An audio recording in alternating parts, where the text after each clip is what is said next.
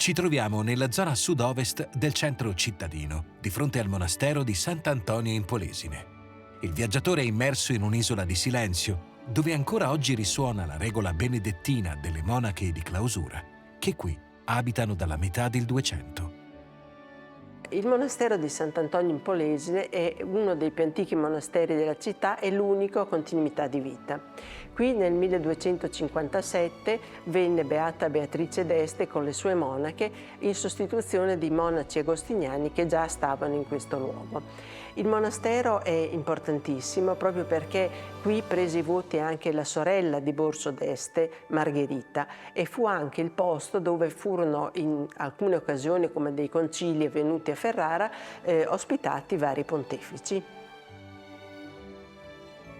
Il toponimo Polesine ci ricorda come questo monastero fosse stato costruito inizialmente su di un'isola che sorgeva alla confluenza dei due rami del Po di Ferrara. Quest'isola, con il progressivo perdere della portata dell'acqua del Po, venne sempre di più a congiungersi al territorio della città e infatti nel 1451 Borso decise finalmente di annettere il Polesine alla città e di costruire un tratto delle mura per poterlo fortificare e contenere al suo interno.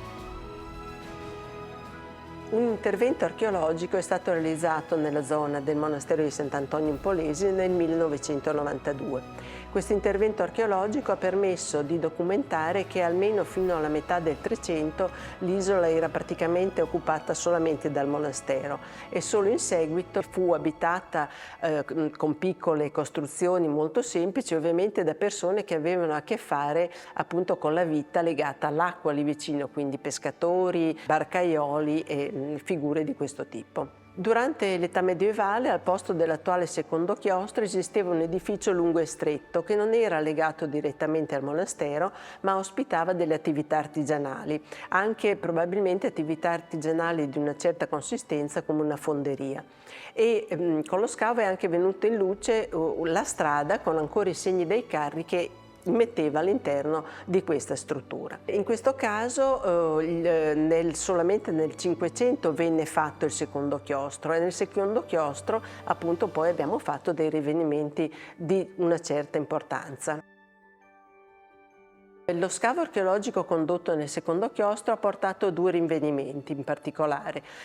Una camera di scarico sotterranea realizzata proprio per scaricare i rifiuti.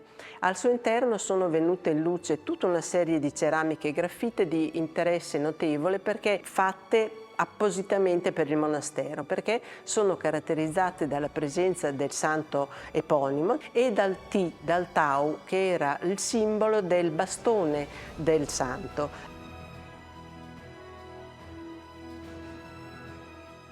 La seconda scoperta è stata realizzata proprio all'interno del secondo chiostro. Qui nel XVI secolo le monache, che evidentemente non avevano più altri luoghi dove scaricare i rifiuti, avevano seppellito i loro rifiuti. Anche in questo caso abbiamo trovato moltissime ceramiche, cambia la tipologia, sono molto spesso ceramiche smaltate di produzione faentina e tra i vari materiali veramente unico è un calice realizzato sicuramente a Murano in vetro opalino con le decorazioni policrome. All'interno del chiostro queste buche ospitavano anche un numero altissimo di fioriere che sono state ricomposte con restauro e che ci documentano come evidentemente le suore, le monache, coltivavano molte piante in vaso. Su alcuni edifici della via Beatrice d'Este, di fianco al monastero di Sant'Antonio in Polesine, sono visibili alcune piccole lapidi in marmo. Queste menzionano le proprietà del monastero. Queste case erano di proprietà del monastero e lo capiamo perché la scritta è Directi Domini Monallium Sancti Antoni, quindi direttamente di proprietà del monastero di Sant'Antonio.